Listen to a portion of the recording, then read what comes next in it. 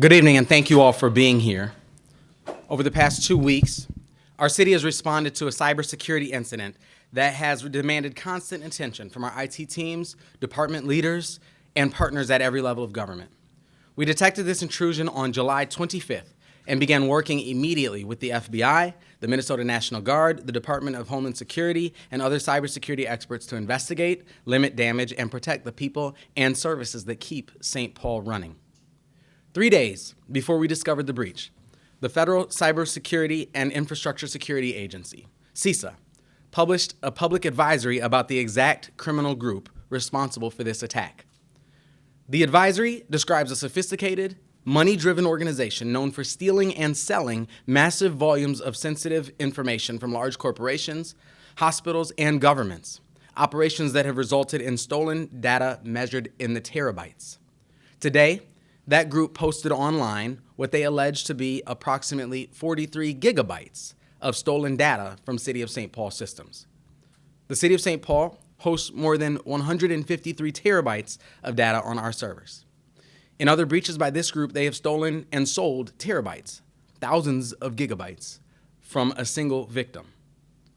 The files they posted appear to come largely from a single shared network drive used by our Parks and Recreations Department, a place where individual employees have stored their own personal files over time. These are not core city systems like payroll, permitting, or licensing. The contents are varied and unsystematic. They could include everything from work documents, copies of IDs submitted for HR or travel, or even personal items like recipes. In other cases, this group has demanded ransoms and then sold data for profit. In this case, after we refused to pay the ransom, they chose to post the data publicly without trying to sell it. While the scope of what they published against us is far smaller than what they've accomplished elsewhere, the fact remains, someone was inside our systems. And once that happens, there's no way to guarantee that they could not have accessed more. I've directed our Department of Talent, Equity, and Retention to offer at no cost 12 months of credit monitoring and identity theft protection insurance to every full-time, part-time, and seasonal City of St. Paul employee, whether their data was released in this breach or not. This investment reflects our commitment to take care of our city workforce the exact same way we would all expect someone to take care of us and our families. At the same time, our technical response to this intrusion continues at full speed. Operation Secure St. Paul, our citywide password reset and device security operation, has now completed in-person password resets, credential verification, and security scans for more than 2,000 city employees. We've installed advanced security software on 90% of all unique city devices, dramatically increasing our ability to detect and block threats in real time. And we've worked over the past 2 weeks, our teams, in close coordination with the Minnesota National Guard and FBI and private cybersecurity experts, have worked to carefully pore through every server, every system, every application that we host to ensure their integrity and their safety. This work will continue until we have completed security upgrades on every device and account, reviewed every system, and strengthened every public policy needed to protect our people and the services they deliver. City services remain online and intact. Our top priority from the beginning has been, as we have shared with you over and over, to ensure that 911 services remain uninterrupted, that residents can continue to rely on their city services, whether that's the police officers, the firefighters and paramedics who show up when we call 911, whether that's the lifeguards and rec employees who run our parks and our libraries and our librarians, or the employees who process permit applications and things like that. Those employees are operating very strongly, very creatively, and very capably, and oftentimes without some of the applications or network tools that they're used to functioning with. But they are demonstrating their commitment to this city. They're demonstrating their commitment to continuing to provide the services that we all rely on, which is why it's important for us to take the steps that I've shared today to demonstrate our commitment back to them. I'm happy to take any questions. So, Mr. Mayor, are you going to name this group at all today? And can you tell us where the group is located specifically? What can you share about the group? What I know about the group is that they're located on the dark web. I don't know physically where the actors are located. I would love to tell you the names of lots of city employees who have gone way above and beyond to provide city services for our community. The group has named themselves on the internet, and I don't deem them worthy of me saying their name. Can you confirm it's Interlock? That is the group that has released that online. How much of a ransom did they ask for?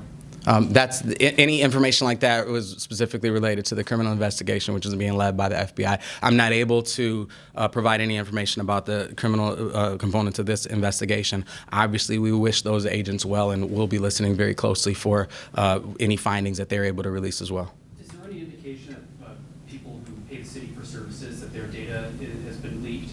Is it just personnel stuff for the city, or are there credit card numbers? Is there anything like that? No, the work is really the work is really contained to some of the systems and the data that's held on premises.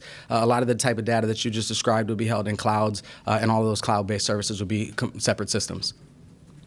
Mayor, how much will this cost the city?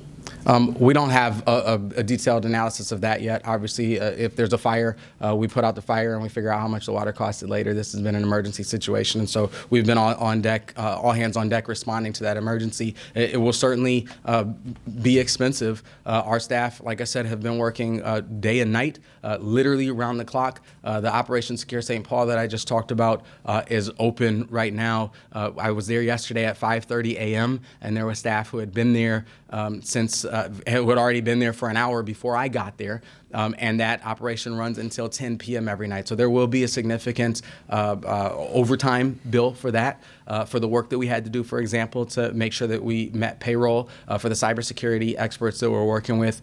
Those costs are significantly less than it would cost us to not take those measures, and so that's why we choose this posture in an emergency situation. We, of course, will share that information as it becomes available. Can you explain the decision behind not paying the ransom? I'm sorry, say again? Can you explain the decision behind not paying the ransom? Absolutely. As I've shared since the beginning of this emergency, we have maintained full access to all of our data. Among other measures, in those first days since the suspicious activity was recognized in our servers, our IT staff, led by Director Jamie Wascalis, who's here with me, took quick action to back up all of our city data across the whole city. So we knew from the beginning that there was not a likely scenario in which someone could lock us out or encrypt our data in such a way that we could not access it. And the next step that our IT staff took was to unplug all of those systems so nobody else could take those over. So we've maintained full control of all of our systems and full access to all of our data.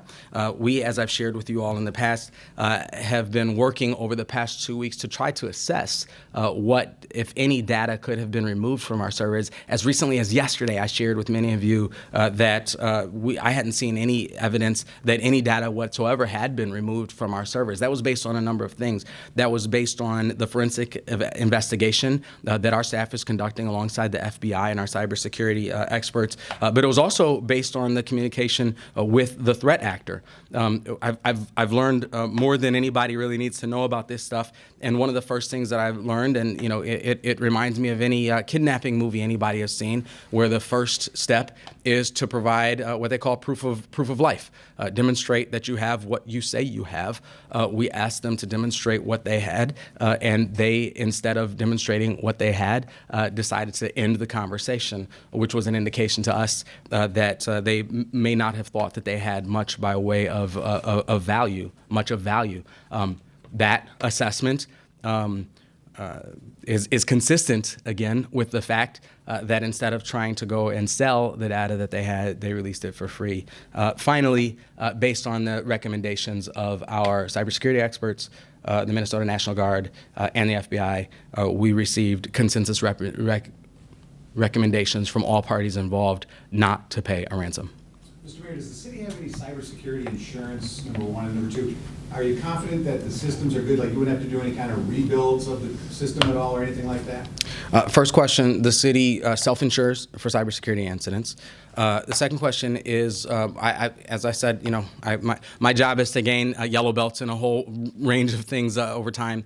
And one of the things that I've learned over the past couple of weeks is that many of the systems, it's one of the reasons it took us a little bit, and we wanted to make sure we understood the level of severity before unplugging those systems and turning them completely off, because many of those aren't as simple as just sort of flipping a switch and bringing them back online. They require kind of reconstruction. That's one of the things that our Minnesota National Guard, and if the governor's listening, sorry, I keep calling you to say thank you for the Minnesota National Guard. They've been incredible and amazing every step along the way. But that's one of the things that the men and women of the Minnesota National Guard have been busy helping us with. We are working, as I said before, to install enhanced cybersecurity software on literally every single device within the city's network. That has been an important step for us. One of the things that I'm hearing loud and clear from some of the experts that we're working with right now is that, particularly in the age of AI, that both the sophistication and the sheer volume of attacks that come at our systems all day, every day, take us beyond a day where our expectation would be that we'd build a wall that nobody could ever get through. The question is, how do you build systems that can recognize threats, recognize illicit activity quickly, as our systems did in this case? And how do you build protocols so that the people in place, people like Director Waskalis, who's here with me, people like our Chief Information Security Officer, Steph Horvath, people like the men and women who work in our city's cybersecurity teams, know what actions to take when that alarm goes off. They did those actions very well. So we're very proud of that work and very appreciative of their work to put us in the strong position that we're in. We'll continue. For example, 3 years ago, we didn't have a full-time Chief Information Security Officer. So we will continue to boost our cybersecurity protocols and our cybersecurity posture as a city. And we certainly will be unpacking this for any lessons that we've learned in the last couple of weeks as we do that. I will say that particularly as we consider a threat actor as sophisticated and as capable as the one that our teams have had to battle these past couple of weeks. When we look at the volume of data that we have compared to the volume of data that was released today, when we look at some of the releases that they have made in the past compared to the release that they did today, that there are signs to be found in this that our team operated very capably. Is it fair to say then that some is being rebuilt, reconstructed? Is it fair to say it that way? I think so. Yeah. Maybe, how would you phrase it? If you're constructing, is it a rebuild? What is it exactly? I would say, after you take everything down, like Mayor said, you can't just turn it on right away. So what we have to do is we have to thoroughly investigate every single system, server, application. That's what is taking so long. Our cyber incident response team that we've hired is going through every single server, every single file. And then once they clear it, we take it and then we're going to start testing it. So that's really what's taking so long. We have to make sure that the threat actor left no trace, right? And so that's what's really taking a long time, and that's very typical for these. Any cybersecurity expert will tell you when you take the whole system down, it's not like that. You got to take time. You have to be careful to make sure that your data and your system stay secure. I'll add to that. Thank you. That was Director Jamie Waskalis, the Director of the Office of Technology and Communications for the city. I will add to that part of what's taking so long is the fact that, frankly, putting our network systems and applications that our employees rely on back online has not been our top priority through this. Our top priority through this has been ensuring that if you call 911, a police car is on the way, that a fire truck is on the way, that an ambulance is on the way. Our top priority has been ensuring that on a hot, sunny day, our pools remain open and that city services remain available to people. At times, that's been competitive. So, for example, I shared with you all at the beginning of this that the goal of keeping 911 services online and interrupted, we diverted resources away from getting networks back online as soon as possible to ensure that our 911 systems remained uninterrupted. There became a point in time where it became clear that the strongest threat to our 911 services, our emergency response services, wasn't a hacker somewhere else taking them down, but was if we failed to meet our payroll. Our payroll team, incredible payroll team, had 1 week to take systems that they're used to running on computers and pressing enter and having process and turn them into manual systems in 1 week, to turn them into manual systems and execute those systems. And they did that incredibly. They worked tirelessly day in and day out for that week to make sure that last Friday we were able to meet our promise to our employees and get payroll done for the 3,500, not just employees, but the 3,500 families that rely on our City of St. Paul payroll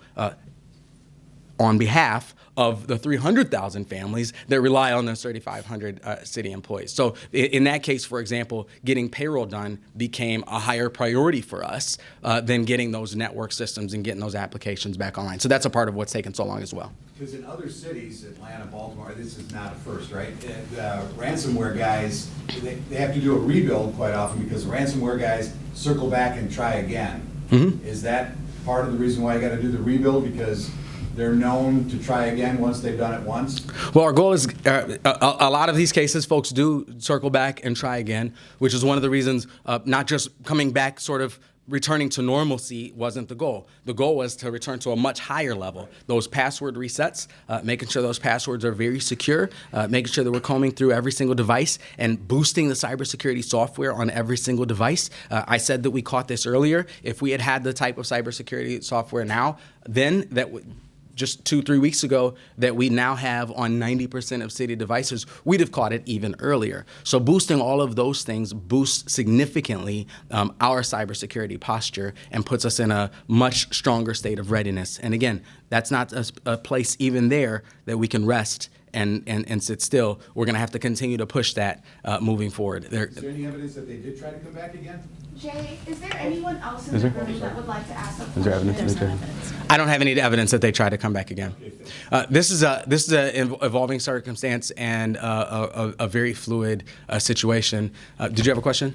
Yeah. Do you have a time estimate for how long it'll take to complete the work that remains? Oh, great question. This is a. I think Director Wascalis grimaces a little bit every time I say it, but I think of this as a citywide Control-Alt reset or Control-Alt-Delete of our city systems, and so that, like I said, has included scouring through every system and every server, every application that we host. It's included addition of all of that cybersecurity software on all of the devices, and the reset of all of those. The grand finale of this process is the reset of literally every single password for every single user on our systems. That is an incredible operation. Had our city staff spent 12 months planning that operation, I would have been impressed by that. Our city staff spent 4 days planning that operation, and it's just mind-blowing. That operation, once that is complete, that'll mark our ability to start bringing those systems back online. Again, some of those won't be a matter of just flipping a switch. They'll be a matter of kind of rebuilding them and getting them back online over time. We've spent the last couple of weeks getting from our departmental leaders those lists of the most critical applications. We expect to start rolling them back on by the end of this week. Any other questions at all? Thank you all for your time. We'll continue to keep you posted as this situation evolves.